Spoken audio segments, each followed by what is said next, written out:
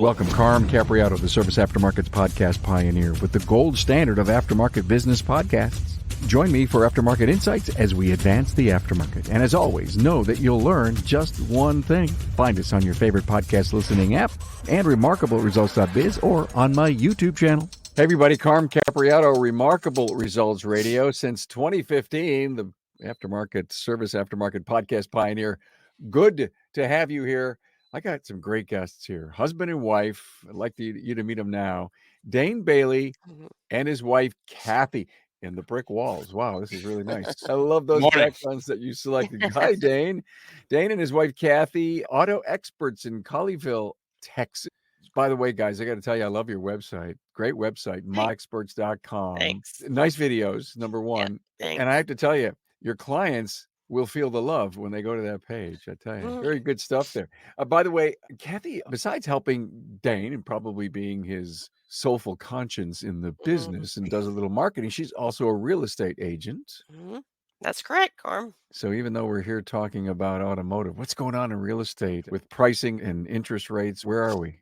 Well, the market has definitely changed over the last couple of years, but in the area where we live, there's still a high demand for homes with low inventory. So we are staying very busy. Wow. Well, Texas seems to be a state people want to go to. So nice and for you. especially the area being in Dallas-Fort Worth area, we seem to have a melting pot of people coming in, and I've stayed really busy.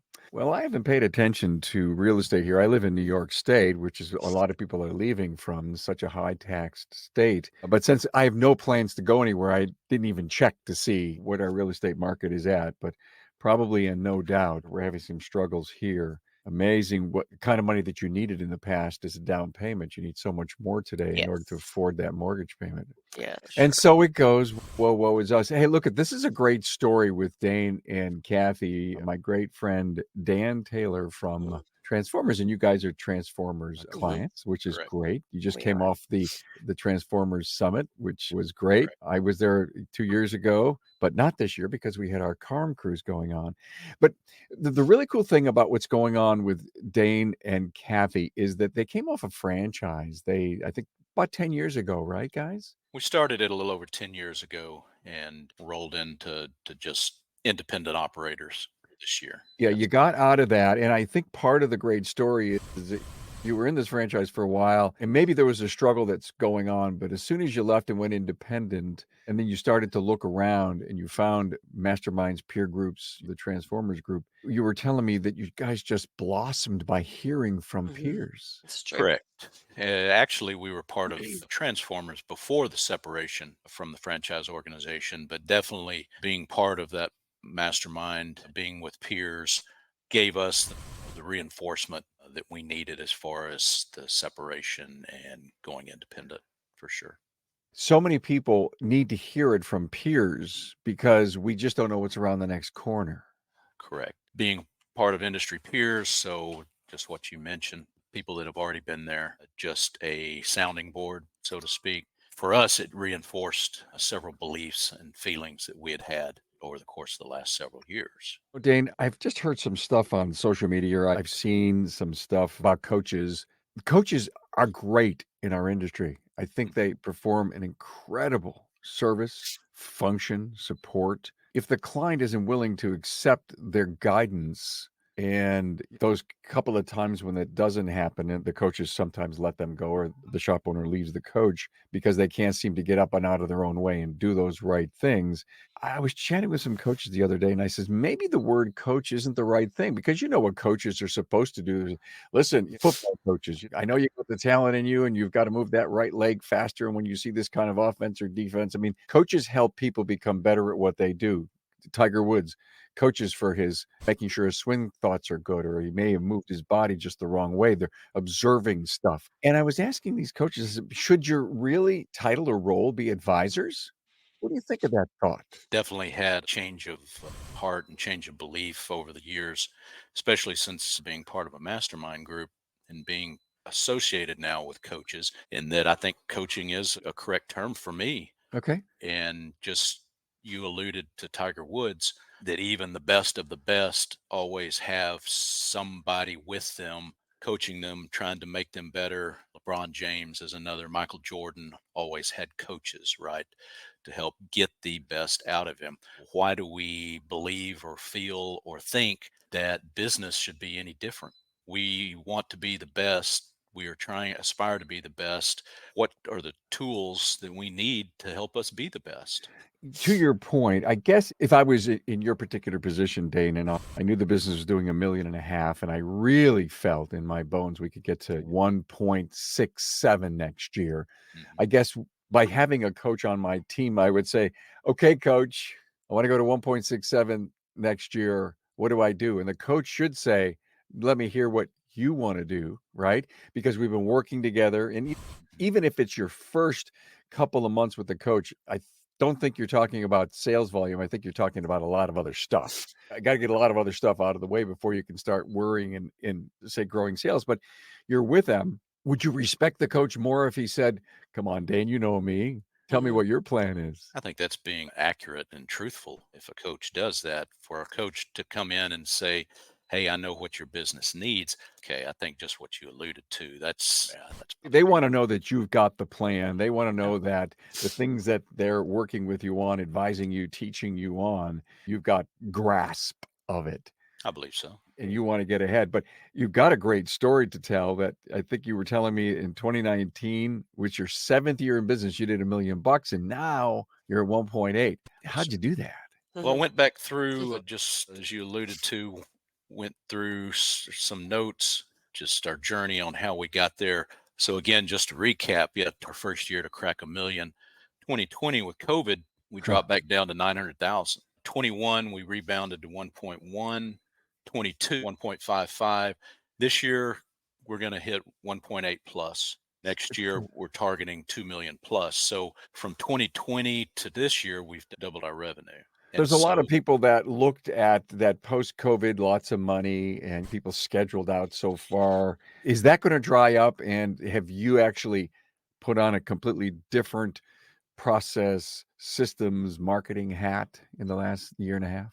I would say the changes to our marketing has been to just strengthen it. We have brought on a new marketing team when we made the separation and went independent. We've continued to market using traditional direct mail. We're looking to increase our audience this year, expanding our social, digital, web, all of these areas. And referrals still continue to be one of our top two generators for new prospects. Good for you. The thing I find fascinating with both you and Kathy Dane is that you came into the industry with no automotive background. Yeah, Exactly. that's exactly right. What was your push to say, hey, I think we could open up an auto shop?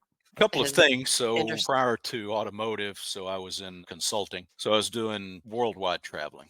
So Uh, Asia, Mhm. Europe, even New York, your part of the world. It just got to where the realization that that's a young man's game, spending 50 nights in a hotel a year. You can relate to this when all of the vendors at LaGuardia Airport know you on a first name basis. The Mhm. Been there national too rental long. car folks, the kiosk vendors yeah. waiting at your American Airlines gate, the American Airlines gate reps. Hello, Mr. Bailey. It's good to see you again. How are you doing? Getting personal Christmas cards from the It's a warning message. yes, from the Hilton Garden staff. So anyway, we knew the writing was on the wall, and so we were Yeah, looking around at what was a potential transition area. yeah, yeah. Had experience with local automotive shop group of guys. That was how we began our discussion about they were in looking to expand. We were looking to transition to something else, and that we started out as a customer of theirs, and then that's what led us into expanding and getting into automotive to begin with. So I know how that travel thing. Back when I worked in corporate America, I was gone at least yes, 3 days a week. And yeah, anyway, going back to my thoughts there. So you ended up franchising, saying, "Hey, this is a great opportunity." So instead of doing a Dairy Queen and instead of doing a Dunkin' Donuts, you said automotive, and it is because you felt comfortable in the world that you were in with this one particular person. And were they the franchise or? Okay, so it was pretty. Come on, we'll teach you everything you need to know. Okay. essentially Plus, yes. Dane liked cars. Oh, Dane's always liked cars, and he's been good with cars. So, that's good. So, Kathy, are you still working and helping in the shop, doing any hmm marketing? What's your role? hmm I'm marketing and quote hospitality. So I help keep the employees happy and customers happy. And Are you the client experience officer in the company? I think possibly you could say that. Yes. But Well, everyone is. to a certain Yes. extent, but I do run a lot of, I use Kathy as our, say, client relations specialist, right? Yeah, Hey, yeah. Kathy, what do you think about this? I'm sensing this. How would we handle this, that type of situation as a woman? And as And a woman car owner, she knows firsthand some of the experiences that a woman may encounter, or what is important. When we were doing the layout of the offices, the design, hey, Kathy, you think we can get away with one bathroom? No, we need yeah. separate Yeah. bathrooms for men and women. You know what? That's brilliant, by the Yeah. way, because I rarely see 2, and you did 2. Do you have a coat and a purse hook in that women's bathroom? We do Got not. some women's amenities. But Uh, yes, we do have women's amenities table, little nice table with magazines, and Nice. it's much nicer than the men's bathroom. Appropriate artwork, and they're kept like super clean. Got And it. then the layout of the lobby is very nice. It's all very clean, reading material, sofa and chairs, separate chairs to sit in, Super. a Yeah. cowhide rug, and we have cookies on Friday, every Friday, and I've been doing that for 11 years now for employees and clients. So when they come, and then each employee gets their own birthday cake for their birthday. Hey, it's no secret. We're facing a technician shortage, and Napa Auto Care has a solution with the Napa Auto Care Apprentice Program. The program was pioneered by one of our own. Pete McNeil and Master Technician Jake Sorensen from McNeil's Auto Care in Sandy, Utah, realized that the problem of not having technicians available for hire was not going to solve itself and decided to take action and look at a different audience of individuals available for hire. A focus was put on younger individuals with the right passion, desire, and attitude to work in the automotive repair industry. Jake and Pete sought after these individuals and developed a technician apprentice program to give them the training needed to become a successful technician in today's world. The Napa Auto Care Apprentice Program includes a comprehensive 9-stage curriculum that includes a variety of types of training, and they are classroom training videos exclusive to the apprentice program. Now, these videos provide in-depth training from a successful master technician. Also, Autotech classes with instructor-led courses offered through Napa Autotech and Autotech e-learning. This web-based e-learning is designed to target specific training topics. And finally, hands-on learning. The apprentice will apply the skills gained from the classroom training videos, Autotech instructor-led training, and Autotech e-learnings in the shop with the guidance of a mentor. The apprentice program curriculum is competency-based, meaning an apprentice can move through each stage at a pace that best suits them. Most apprentices complete the program within 2 years. Upon completion, apprentices will have earned ASE G1, A4, A5, and AC certifications, adding industry validation to the skills an apprentice acquires. Look, having an apprentice in your shop will ultimately benefit your bottom line as they advance through the program. And in most cases, as the apprentice develops their skill set producing billable hours, you'll begin to see a growth in your gross profit by stage 5. One of the largest barriers to entry for individuals looking to enter the automotive repair industry is the cost of tools. Now, keep your apprentice motivated with an apprentice toolkit. Now, Napa Auto Care has worked with our supplying partners to offer an exclusive comprehensive tool set, including a 4-drawer tool cart for all registered apprentices. Hey, to learn more, members can visit member.napaautocare.com. Do you have a Keurig up front? We do. And what types of coffee are in there? a couple of different flavors. How about the Yeah. brands? How about the brands? Got Pete's, got I think a Dunkin's brand. The donut shop. Yeah. Yeah, got a hot chocolate in the winter. Cool. Mhm. I was just chatting with somebody the other day. This has been just on my mind so big. I was at a friend of mine's shop last Saturday. Spent the whole day. It was brand new. He wanted to show it off to me. And I saw his Keurig and I saw the off-brand coffees that would come from like a wholesale club. Maybe because I knew the brand. It was their, their house brand. And I said to him, because he is this really classy guy that runs a great place. And I looked at him and I said, what would be your custom impression if you had Starbucks coffee in there? When you walk into this beautiful, new, gorgeous place, you expect to pay X. If it's dirty and ugly and Mhm. dusty and the paint's peeling from the wall, Mhm. you expect to get the best deal in town. That's And correct. when people come and they trust you and the relationships are right because you work so hard at doing that, even if they don't have coffee, it's just, wow, they thought enough to have a couple of different Starbucks brands, even it's a very intense coffee. Right. And then I said to him, as I looked at his little cooler with waters and sodas in there, I says, you need to put the word complimentary on there. Yeah. He We looked don't at have I me. don't think we have the word complimentary out there, but I think the customers know. Yeah, Yeah. they probably do, but a brand new person that comes in and they're sitting in there and they, well, maybe I'll have a cup of coffee or no, I'm going to have water. Who knows today? When you go to a restaurant and you put your credit card down, they bring you another bill because it's now costs more because they're charging you for the credit card fees. Yeah. Man, does that pee me off, right? Yeah. Again, I'm assuming that's my bill until it comes back higher With because of higher my credit fees. card. Yeah. And if we're getting so nitpicky in our crazy world of ours today, why would someone assume that all those sodas and water in there would be free? It's just my think. I may be wrong, but I like to mention that to people. Anyway, we're done with the lobby. It sounds beautiful. It's really nice. I think first impressions are key when they walk in. A good first impression. Well, it looks to me, Dane, that you have one heck of a weapon in Kathy Mm. because when we chatted a while back about doing the episode, you said that you've got a lot of female clients. Yes. Mm-hmm. I'd say at least half, if not more, of the people we interact with are female. Oh yeah. I find that fascinating. Everybody goes out and says, yeah, that there's a great majority of your clients that are female. I get that. They make a lot of the decisions. And again, who knows why?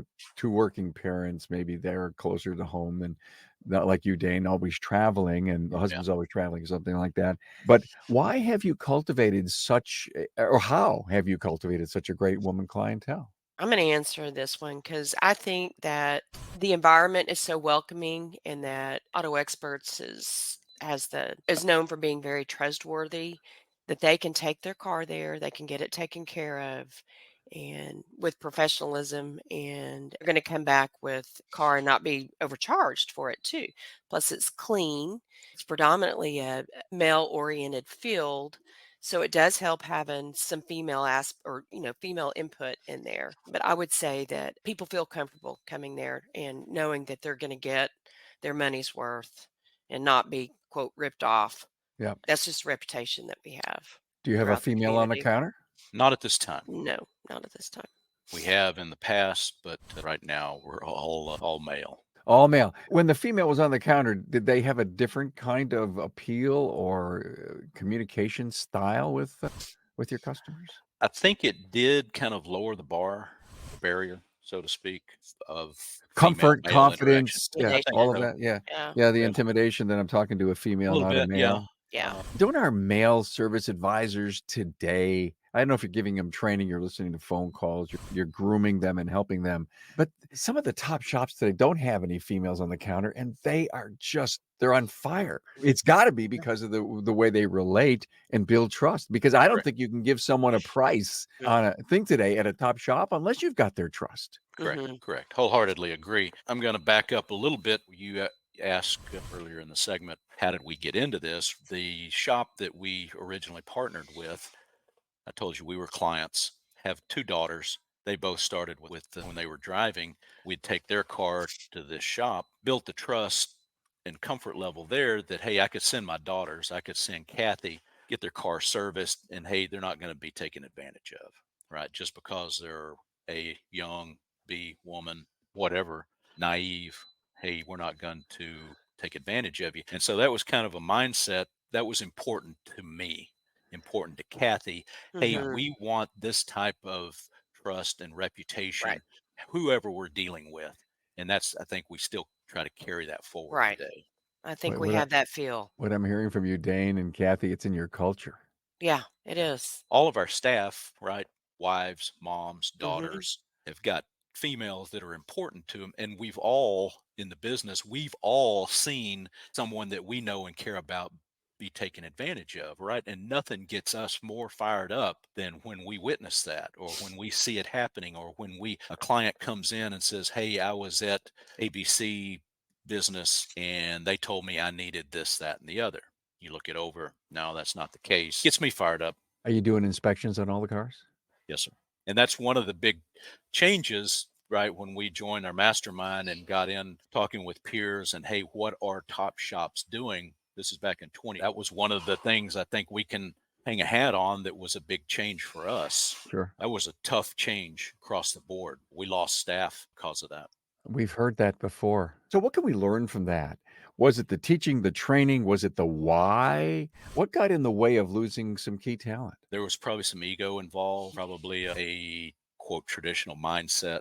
Hey, Mhm. I've done it this way before. One of the individuals that's no longer with us, I think, in hindsight, was holding us back, right? This individual had been in the business for a while. It was always saying, hey, I've done it this way for years, 30 years, 40 Mhm. years. I know what I'm doing. In hindsight, getting rid of that mentality, that limited thinking, again, propel us to where we are today. It's so glad you hung in there, you toughed through it. I've asked people in the past. I think DVI is becoming much, in fact, it's the wrong words to say to a client, but don't get me started on my soapbox on that because I don't think they have a clue what those 3 acronyms mean, and I'm sure you have something else that you explain to the client. But when I would ask owners, "Hey, you doing DVI?" And he says, "Well, my guys won't do it." Then I always ask the next question, "Who owns the business?" And of course, they say, "Carm, don't slap me in the face like that." And I find it to be fascinating that this is for the client to see, for the Right. clients to understand, for the clients to see the pictures, for the fact that if we're looking for safety and reliability, we can come in here and we could just do your normal maintenance or fix your front end, but there's so much else that goes on that's so interconnected to the vehicle. I mean, I think your customers have to so appreciate all that you're doing for them by giving them this information. How many clients say, "I don't need all this information. It takes too much time and I don't care about that." And yeah, you're just trying to sell me stuff. What do you do to explain to the client, this is for you? This is like going to get your annual physical Yeah. for yourself. Yeah. You need this. You're absolutely correct in that. I think the greater majority of our clients see that transparency. They see the reporting and the feedback that we get is, I love this. I love the thoroughness. I love the transparency. I just love being able to see what you see. Correct. And then there's 10%. I don't need the report. I don't need this. Just call me and tell me what it needs. What do you call the DVI in the face of your customer? What do you tell them it is? An inspection report. Okay. See, I love the word report, by the way. For me, as a consumer to a shop, I love the word. I don't know why. Report means so much more to me than an inspection. Mhm. Safety report. We're going to do a Yeah. full vehicle safety report. When we check in new clients or any clients, and of course, we've got a couple of different flavors of inspections, Hmm. even if they're just getting a basic oil change, and we'll say with every vehicle that comes in, we're going to do a courtesy check on your Yeah. vehicle. We're going to check your battery, brakes, tires, just to make sure there's no safety issues, correct? If they're getting a paid inspection, we're going to tell them, hey, this service comes with a full comprehensive inspection and written report, and just setting the expectation. How would you like to receive it? Would you like to receive it by email or as a text Hmm. message? You just said an interesting word. If they pay for it, do you charge for a full inspection? So we've got like a basic service, a basic oil change will just come with a courtesy inspection, Hmm. so to speak, right? But we do have other levels of services which do include the full comprehensive inspection, right? So that would be what's called a paid inspection. And then some customers just want a road trip inspection, a pre-purchase inspection, things like this, right? What are you charging for, say, a pre-purchase inspection? I think it's about $250. Okay. It's very comprehensive, as you might know. I tell everybody it's the best $250 you'll spend Yeah. ever. Yeah. Yeah. Is that you've got one of three options going to happen here. One, you get a clean bill of health. $250, you got peace of mind knowing that you got a great car that you're looking at. Second option, there are some deficiencies observed. We're going to give you an estimate on what it's going to take to cure those deficiencies. You can take that back to whoever the seller is, and maybe that gives you some leverage to help negotiate a better price. The third option is going to be, hey, pretty rough vehicle. You might want to steer clear of it. Then you've got peace of mind knowing, hey, didn't get stuck with this one. So, I would yeah. equivalate it to not getting a home inspection before you purchase a house. So, need to have the peace of mind. And Dane has been advocating this for all the time that he's been in the business. So, we always get the pre-purchase inspection before we get a car, Yeah. used car. Yeah. When we were on the phone a while back, Dane, we were talking about doing the show. You said, wow, I learned so many things I was exposed with when I joined Transformers. Give me the biggest thing you remember that you learned. Oh, I heard the emotion because you probably have 10 critical things. Yes. At Yes. least. Yeah. I think one, learning about how to set proper labor rates. One, how to be able to set proper parts matrix. The group that we were with previously didn't have any of this. There was no labor matrix, as crazy as that sounds. Implementing online parts ordering, just the efficiencies in running a 21st century business that the top shops, and this is not exclusive to Transformers, but we are in a group of the top shops in America, and this is what they are doing. There is no difference in running their automotive businesses than there is in running an Apple retail store, right?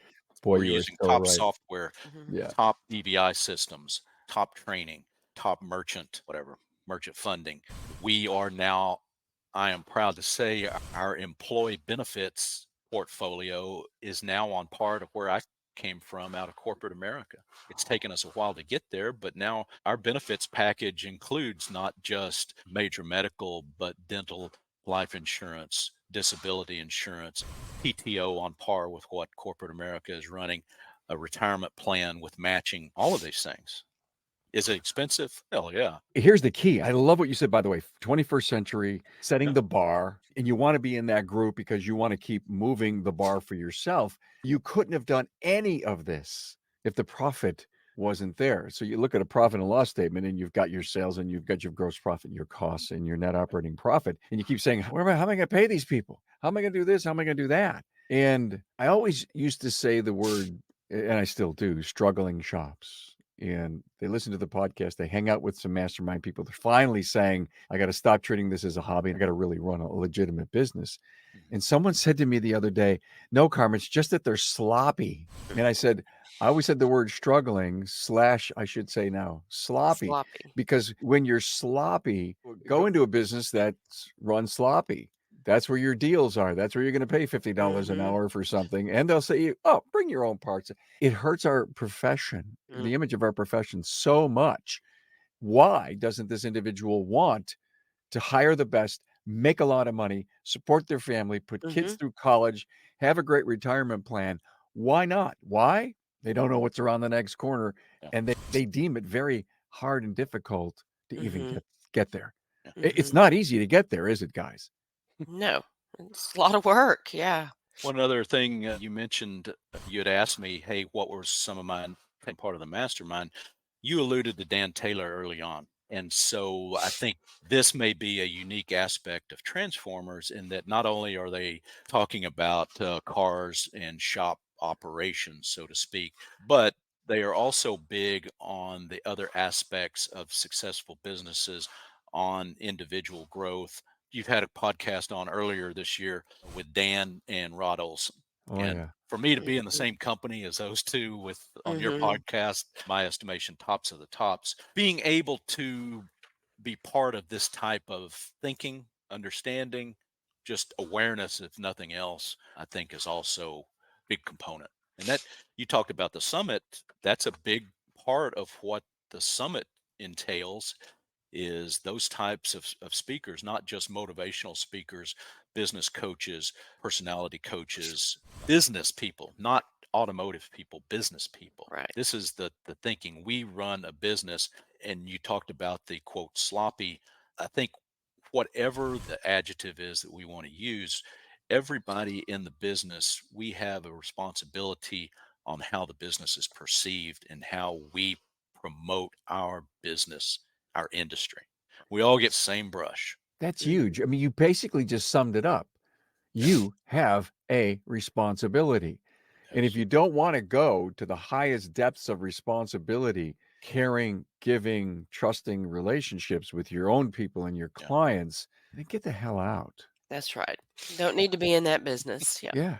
Drop by some flea market, sell your stuff. This is a lot of I think the mindset or the impression of a lot of clients in automotive is still this, Hey, I changed the oil in my dad's small block Chevy when I was growing up, and I can set the points and change the plugs.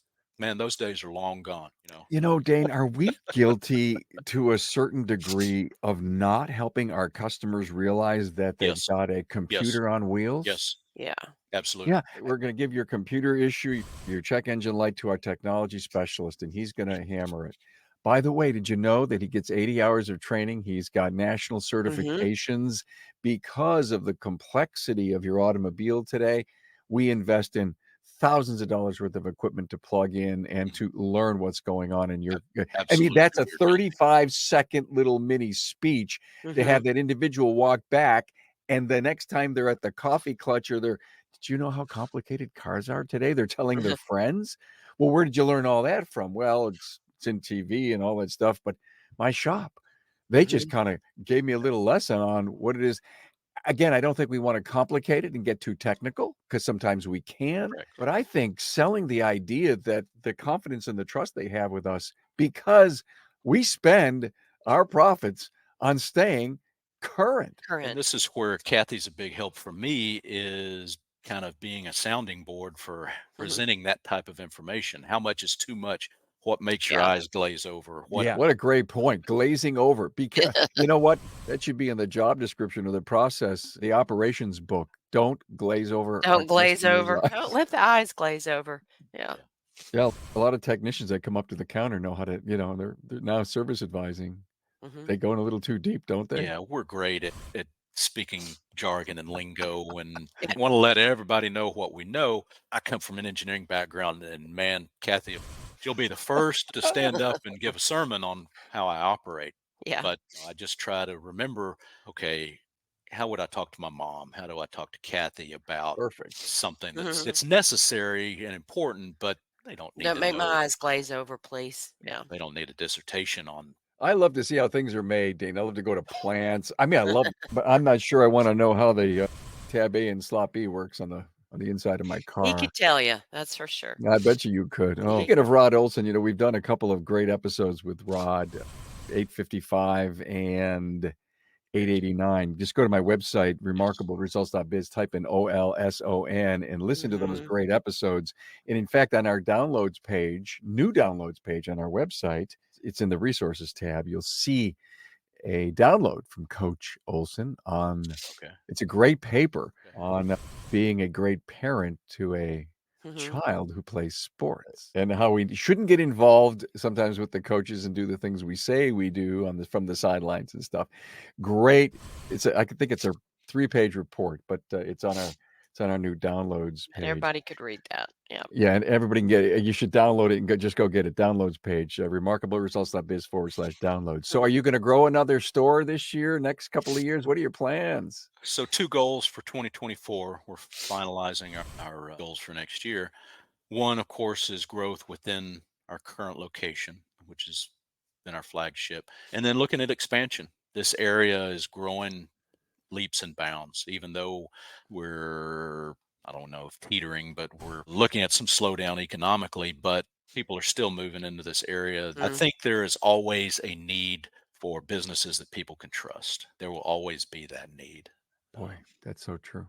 And I've struggled with this as an internal debate off and on for years. The summit and listening to other keynote speakers helped me solidify this thinking is that, you know what? If we're stagnating, we're dying. If we're growing, we're living. And I love giving other employees and other people opportunities. And if expansion helps them to realize their dreams and opportunities, sign me up. Yeah, I mean, That's what showing drives me. good for you that you're showing career pathing to people Mhm. and or getting them to see. I don't think you have to had multiple stores. There's a lot of places they have an opportunity to expand, to reformulate their footprint and Mhm. add capacity and make it more efficient, reduce the steps so that we're all working. There's a lot of other ways to make money than just keep Mhm. adding stores and hammering efficiencies. There's a Yep. lot. And again, my buddy's place that I was in this past Saturday, and I'm looking at all the things that are attached and are hanging on the lift posts and how close things are to the lift against the edge walls. He's into lean and reducing steps and to make it safe and efficient in his place just by the design Mhm. and the Yes. placement of Yes. stuff. Mm. Yeah. So interesting. I love what you said, growing and living, a great living while the company is growing. And I want to go back to the trust thing one more time. I was just sitting here thinking about that. I was thinking, it's not just the automotive business that people want trust from. We want it from restaurants. We want to Mhm. trust that the food is good. We want to trust that it's going to be consistent. We want to trust that the service is right. And whenever that trust is broken because they're not paying attention, we don't go back as often, or we just say, let's give them a break. Maybe they'll fix it.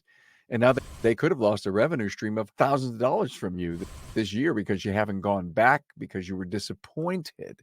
Doctors, we go down the list of businesses that they earn your trust every single damn Mhm. time you show up. Trust isn't a forever thing, is it? No, it's not. No, we have to earn it every day. Every day. And I would think in any business or industry, same thing. I may be sounding like a broken record, but this is where Kathy's background is a strength for us, right? Because she's coming from another industry, another perspective, but also customer service is number one. That's what it's all about. It's Absolutely. customer Yeah. service. Gotta earn the trust of your client. Yeah, Yeah. real estate is all customer service. Mhm. How Real does that estate agent. work? Yeah, Kathy, how does that work? The phone rings. Hey, I saw this listing. How do you gear yourself up for your reply? I'll say this, the majority of my business is built on relationships that I have had with friends, people where we've lived for like 25 years. And so the relationship was built through trust, friendship, just connections, common connections. And from there, because they knew who I was as a person, they felt comfortable enough using me as their agent. So that's how I built my business. My business is not basically just picking up a phone and taking client from wherever. But through that, I've have a network of referrals, families, like I've sold 4 homes for the parents and their kids. They keep coming back. So, and these are people, they're my friends. I mean, I treat them as like my family Sure, and sure. friends. And you also become an emotional counselor because buying and selling a house it's a huge decision in your life. It's a big expense or a big profit. So I do a lot of hand holding, but Ah, always supportive. And I am able to take that knowledge and experience and help Dane at the shop because it's hand holding too. I mean, your cars are usually your second biggest possession. So hey, let that be a big takeaway. Hand holding. Think about the role of the service advisor in an individual who gets a quote that's maybe a little higher than they expected, yeah. but critically needed, right? This is all red line stuff. And having to hand hold them through their decision and to help them do that. I was thinking auto repair near me. You're searching Google, and all of a sudden you are saying, oh, I want to buy a house in this community. And you say, houses for sale in this community.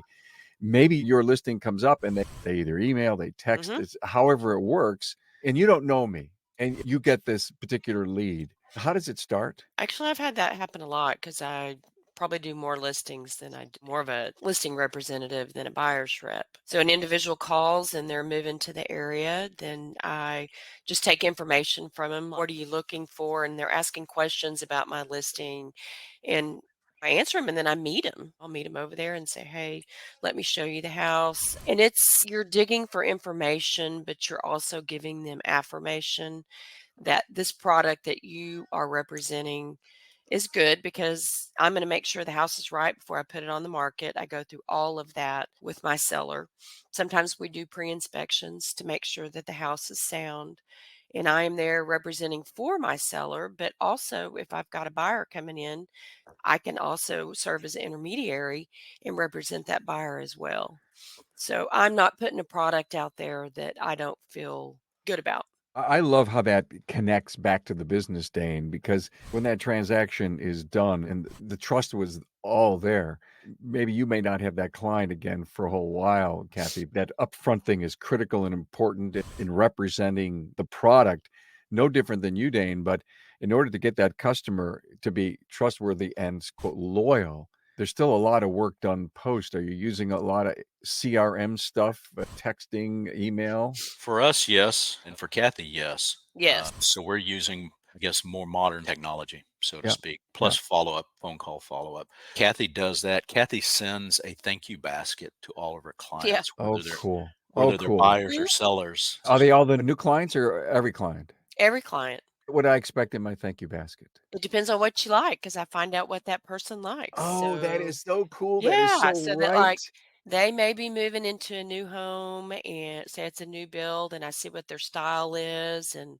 I mean, I can think of several clients. I've got one that loves coffee. And so I just build a basket that's full of all the things. She loves plants and succulents. So she's got coffee mugs, succulents, maybe a gift card to Pottery Barn. But this would be for selling a house or buying a house, right?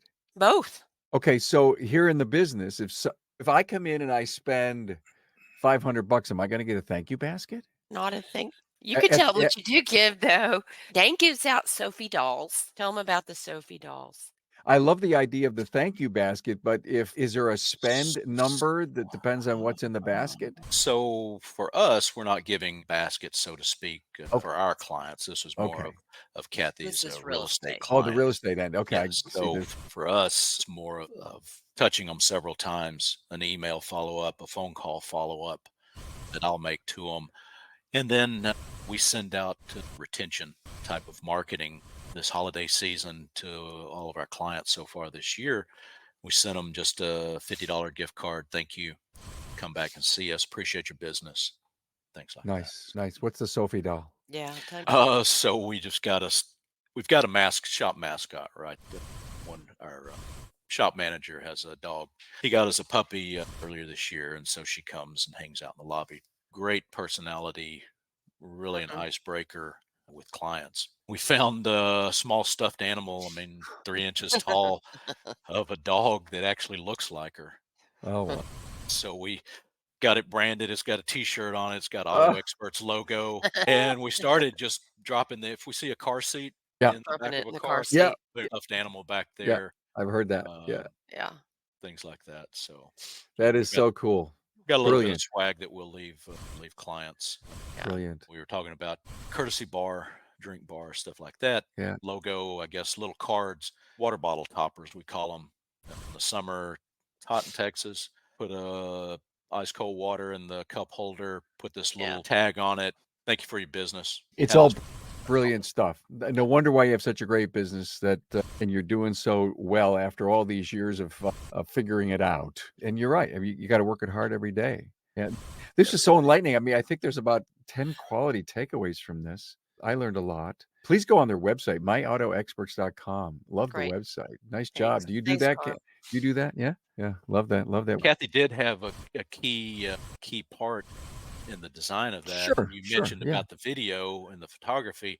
So we used her My real estate photographer. photographer, Mhm. videographer Yeah. that she See? uses for real estate.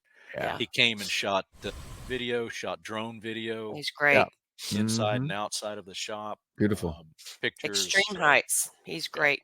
Wow. Well, we've got that stuff going on everywhere in our industry today, which is cool. And I don't think if we want to be a significant player in our town, that we should look anything less than as professional as we work hard at. And I think the yeah. quality pictures and, of course, the drone footage Mhm. and the stuff that you're doing. When I walked away from your website, I said, clients will feel the love. Thank you. That's what I wrote. Dane Yeah. Bailey and Thank Kathy. This was great. Thank you so much. Appreciate your wisdom and your quality and transparent discussion on your business. And we hope people will learn from this. And I hope they did.